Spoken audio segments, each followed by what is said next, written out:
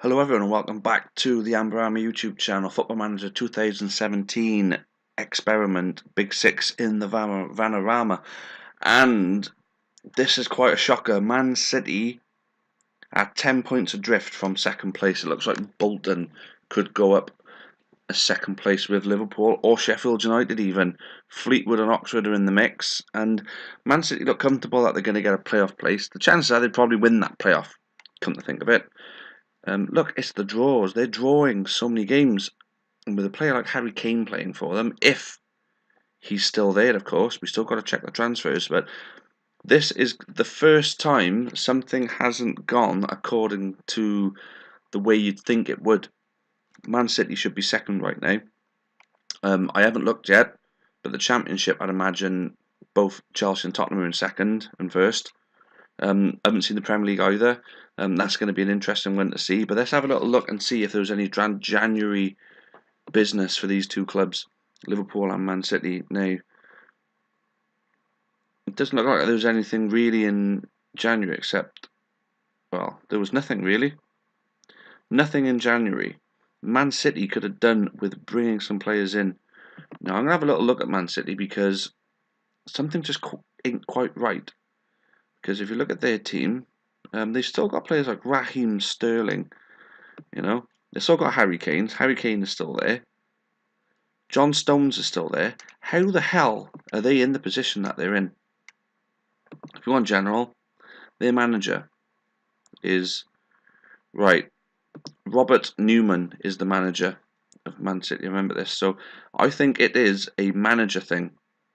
I definitely think it's a manager thing. I think the manager they've basically brought in a manager that's not right for Man City. That's got to be the reason why they're drawing so many games. But let's have a little look at their profile. And look, so they're rich. Yeah, I know, I need a new skin. This one's quite crap for this, but it's good everywhere else. But they're still rich. They've still got a massive stadium. There's absolutely no reason why they should be doing this right now. I think it's the manager. But there we go. I'm gonna quickly go over to League One. We're not going to try and delve too far into this because we want to conclude this season and don't want to take too long about it. So I'll see you in not League One, Championship. I mean, see you in the Championship in 2 seconds. Okay, and as I expected, Chelsea, Tottenham, both on 66 points. I know Tottenham were a little, well, no, actually, no. The last time they were second and first. It's quite close, isn't it? Well, it's neck and neck practically. Tottenham only behind on 1 goal at the moment.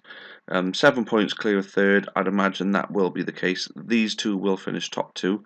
Any January business for these two clubs? Now, this. No, that was Southampton. That one's Southampton to Villa. Leeds to Malaga. So nothing notable on this with regards to business between these clubs. So let's go straight on to the Premier League. Okay, so the Premier League is hotting up quite nicely right now. There is 2 points in it between the top 3. Leicester, they're not going to give up their mantle as Premier League champions too easily here, as you can see now. They got a game in hand to stretch that potentially to 4 points. Arsenal and United have both lost 7 games and 6 games each. So they've not come in and hit the ground running. They're basically where they're expected to be in any Premier League season, even with all of the big 6 involved. But I feel they're just behind Leicester at the moment. But is their reputations going to be enough? Are they going to bring the sponsorship money in? The size of their stadiums will bring more money in. But is their reputations taking too much of a dip right now? It's going to be an awful lot for these teams to claw back right now, I think. So time will tell on this. We are going to push this and we are going to go through a few Premier League seasons, possibly 10 Premier League seasons, just to see if normal service by then is resumed when all 6 are back. Chelsea and Tottenham look like they're going to be back next season. Will Man City be joining Liverpool in the Championship though? That's going to be the key thing. Obviously we'll have a little overlook at the Cups, but I think it's time to conclude this season and I will see you at the end. Okay then guys, and this is it, the end of the season, and the shock actually ended up happening. I mean, they started winning games and stopping drawing games, but it wasn't quite enough, and they missed out on second place by only 2 points. Only 2 points. That's gutting. But they lost in the playoffs. Liverpool promoted with ease. Man City beaten playoff finalists. So we will not have all 6 Premier League big 6 teams back in the Premier League straight away. So Man City got knocked out of the playoffs by Fleetwood. I really didn't see that happening. I really didn't. So it's the first time any of our 6 will actually be split up on their own as well. We knew they would rise in twos, but I really didn't see them faltering at League One. But we were talking about it. Will the cracks start appearing? I mean, Liverpool are going to jump straight up into the Championship, and my guess is that they're going to go up next season. But Man City, they got an awful lot to answer for, and I tell you what, this manager will get sacked, I think. We'll have a look at that, but we've got to go and check out the Championship. Tottenham and Chelsea, haven't got a clue who went up. I think it would be them too. Right, so there you go, as expected. Chelsea versus Tottenham, not Chelsea and Tottenham both into the Premier League. So we got 4 of the big 6 back. Liverpool will be the only big 6 in the Championship next season. I'm guessing that we're going to finish top and win that Championship season. Swansea need to play at 8 in the playoff final, but there we go. I'm not bothering with player stats. I personally don't think they're really worth looking at, to be honest. I'm just going to go dive straight into the Premier League and see who won it. Well. Leicester have regained their Premier League title. Look how bloody close it was as well. But these are the final day scores. Leicester won 3-1 at Bournemouth. Man United won 3-2, where Arsenal lost to Crystal Palace. Of 13th place Crystal Palace. If Arsenal had won that game, they would have been the champions. That's how slim a margin that Premier League was. Leicester have obviously escalated themselves on the back of, well, now 6 Premier League titles. Man United and Arsenal didn't have what it took to get into the to get into that top spot on this occasion. But next season is going to be a whole different thing, because with Champions League football behind them, yes, they will be in the Champions League next season. With Champions League football behind them, they now have the platform to build themselves even bigger. So, talking to the Champions League, we're going to go and have a look at that in a sec. But I do want to have a look and see who won the FA Cup and League Cup. So, Man United, a beaten finalist against Stoke. Semi-final. Chelsea made it to the semi-final. They got knocked out by Stoke. Maybe we just go back as far as the 6th round. Man United, at least Man United had something over Leicester in the end.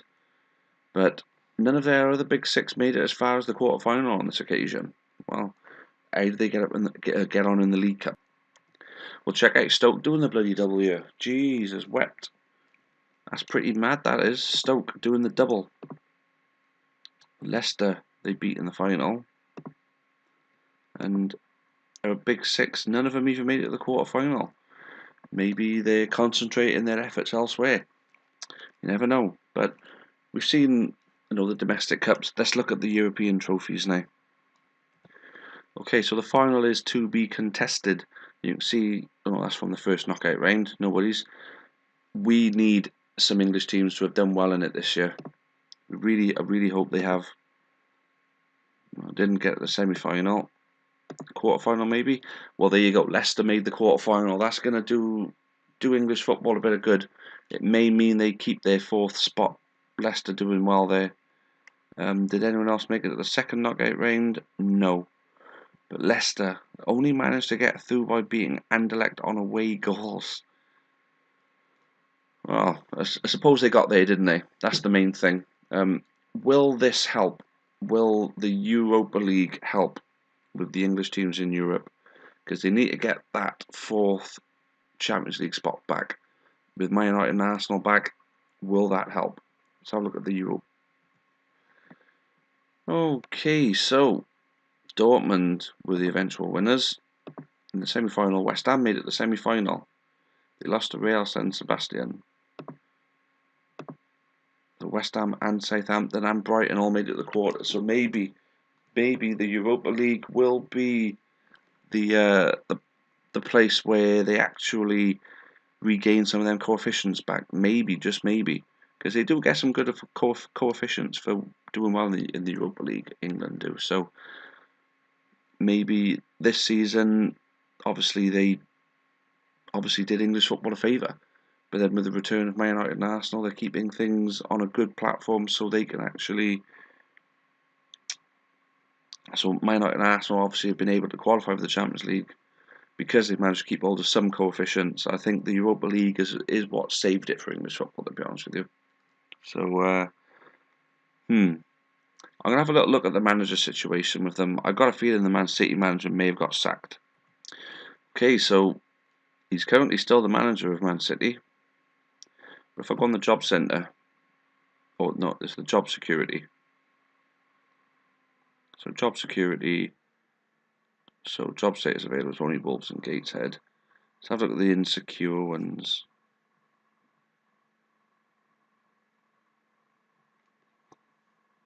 So for me, he should be very, very insecure. He's not. Arsene Wenger is very insecure for not winning the title.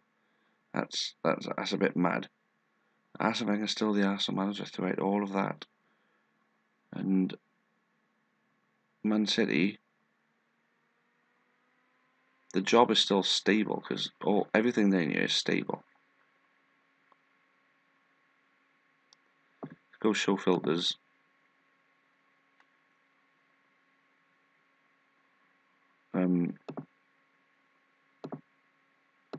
We want to show just England. Probably should pause it, but we're going to pretty much end it now. So we don't want to do all divisions. We want to look at League One. And if we go down a little bit, we take these 8 as well. Let's get rid of all that. Sky Bet League One, Man City. How the hell can Rob Newman be a stable manager at Man City when he didn't get them promoted? That in real life he'd lose his job, but there we go. That's just football manager madness for you. But as you've seen, Man United and Arsenal got close to winning the league on their first time of asking. Wayne Rooney is the manager of Cambridge, good God. And, we're going to have 4 teams in the Premier League. 4 of the big 6 are back in the Premier League for next season. So I wonder if the inclusion of them too is going to step the game up of everybody. Maybe. Liverpool are following, just behind in the Championship. Man City, and, they got held back for a couple of seasons in the Vanarama. Now they've made it League One and they're held back in League One for a season. It shouldn't happen really. But as we said, so long out of the Premier League, the cracks would start coming at some point. Man City have given themselves another season in the lower leagues. So will the cracks come even further? Will they even make the playoffs next time? I suspect they'll go up as champions.